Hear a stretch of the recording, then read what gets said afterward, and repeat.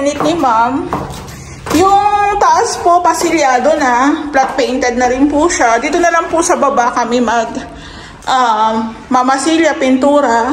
Then, baka po by next week, ordering ko na po yung ibang materyales. Ito po yung bar counter ni ma'am. Okay na.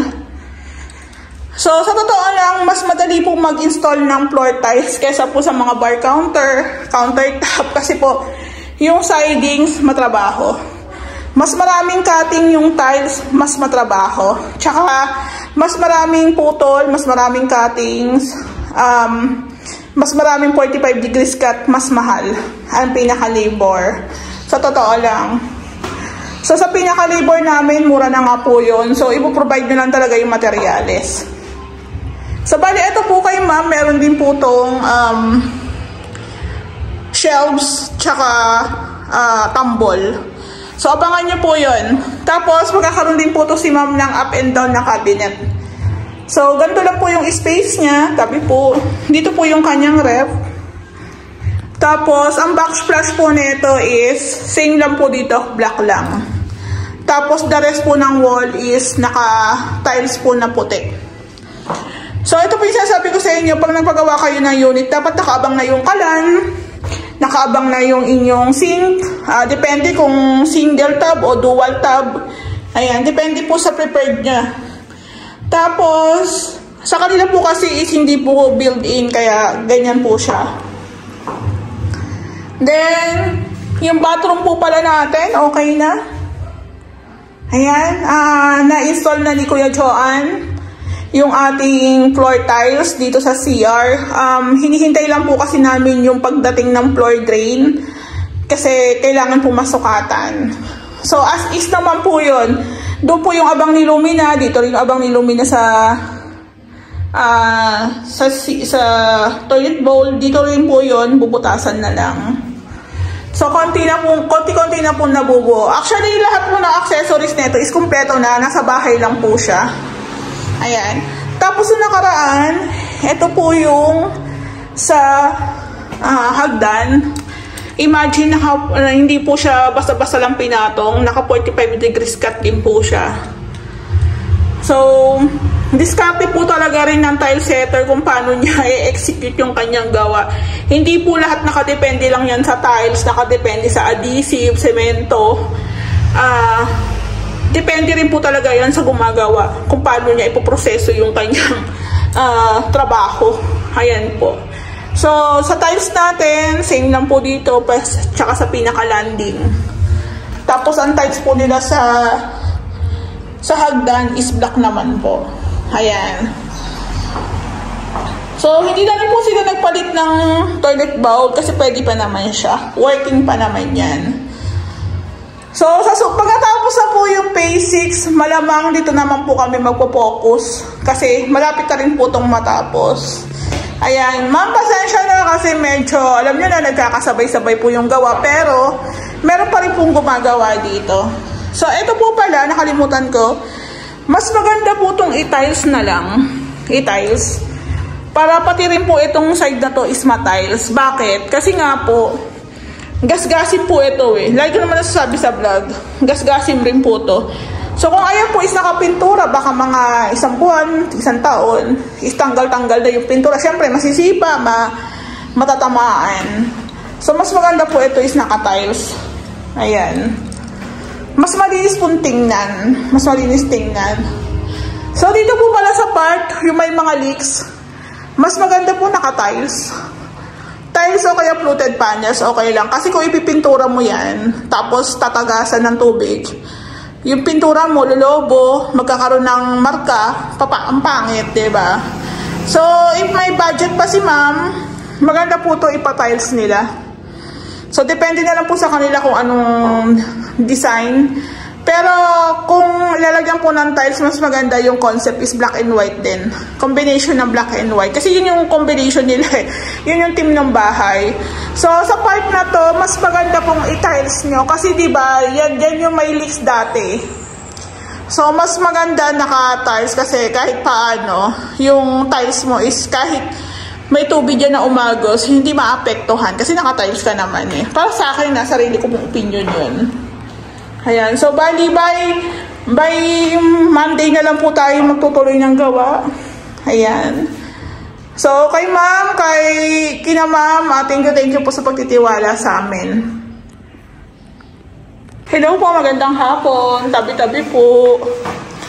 So, bali natapos na pala ni Kuya Joan yung niche ni ma'am. So, ito naman po, bago lang po to sa amin. Kasi usually, ang niche namin doon sa part na yon, since may katabi na po si ma'am, dito na lang po namin siya nilagay. Kasi kabilang side na to, kumbaga kalsada na yung likod nila. So, bali, ayan po siya. Tabi po. Ito po yung abang para sa toilet bowl. Sa lavatory, ayan, nakaabang na po siya. Astig din neto kasi ayaw ni ma'am nung may may ilalagay pang mga accessories. Gusto ni ma'am, ganito na lang, niche. Lalagay na lang siya dyan. Sabi niya, basta pwedeng malagyan ng shampoo, lotion, etc. So, ayan. Medyo may konting delay lang kasi ang isa kong worker na gagawa dito is yung pintor. So, bali tinatapos lang niya sa phase 6. So, bali ito nga po palang kitchen area nila, ma'am, is hindi na namin po siya pipinturahan o mamasilyahan. Tiles na lang po yung nilagay namin. Actually, hindi na po ako nag-ask sa kanila kasi nga, actually, mas paborto sa kanila kasi unang-una, hindi na kami gagamit ng skim coat or masilya. Hindi na rin kami gagamit ng pintura. Hindi na rin siya magiging matrabaho. Pero ang kagandahan sa tiles, mas nakatipid sila. At the same time, pang matagalan na, magkaroon man ng leaks, punas-punas lang, di ba? So, ito po, ang kagandahan din po dito, itong backsplash ni ma'am is, dito po sa wall tiles natin na white, dyan na po yung cabinet. Dyan na po yung cabinet. So, bali, yung backsplash, tsaka ito pong countertop, is same lang po siya ng tile. So, yun po kasi ang peg black and white. So, bali, nag-abang na lang po kami ng dalawang convenient outlet. Ayan po. So, iniwas namin siya sa may tubig, iniwas namin siya sa may apoy, kasi dito po yung kalan. So, mas okay na po yung ganyan. At least may dalawa tayong gagamitin na outlet. Tapos, dito naman po yung sa may rep. Tapos, ito po yung sa bar counter. Actually, gumawa pa si Kuya Joan dito kanina yung ating tile setter. Kaso nga po, naubusan na siya ng tile adhesive. So, wala na pong adhesive tsaka semento. So, bali, itong part na to is itatiles din po namin siya. Dito, meron pa kami ilalagay dito. So, hindi lang po talaga na ituloy gawa nang wala na rin po kasing adhesive. Dapat kukuha po kami today kaso wala po si Sir Nelson. Ayan. So, ma'am, pasensya na ako medyo may delay. Actually, ang tiling works dito is ito na lang namang kitchen. Tsaka dito po sa may labas. Dito po sa may labas na lang yung ating tiling works. So, pasensya na may konting delay. Pero yung masilya po nito, dito na lang sa baba. Yung taas po kasi pipinturahan na lang yan. Panghuli po kasi talaga ang pintura. So, ayan. Chinek ko lang yung unit ni ma'am. Tabi po. Dito po sa taas, okay naman. Okay pa rin. Malikabok. So, ayan po. Check ko lang din. So, itong kornisa gagamitin pa namin yan sa baba. Hindi lang pa namin na-install yung pinto. So, buti na lang din talaga is nalagyan na siya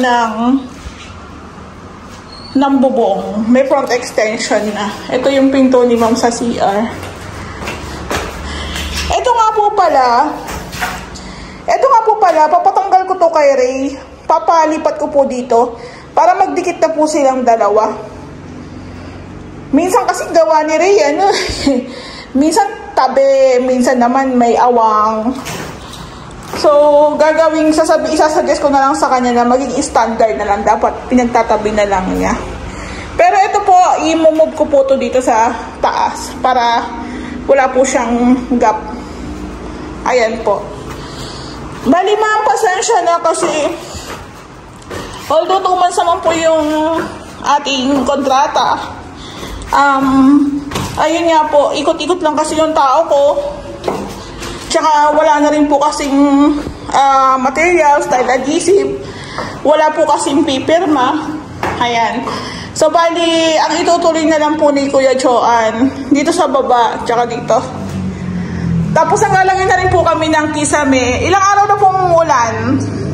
Kaya hindi rin po ako nakakapunta kasi medyo malayo-layo to kay ma'am. Yung lagi ako nandun sa isang project ko kasi medyo malapit lang sa bahay. So, napansin ko po dito, wala naman po tayong leaks. Ayan. Etong unit ni ma'am, bibilihan ko pa to ng waterproofing, Sista waterproofing. Ayan po.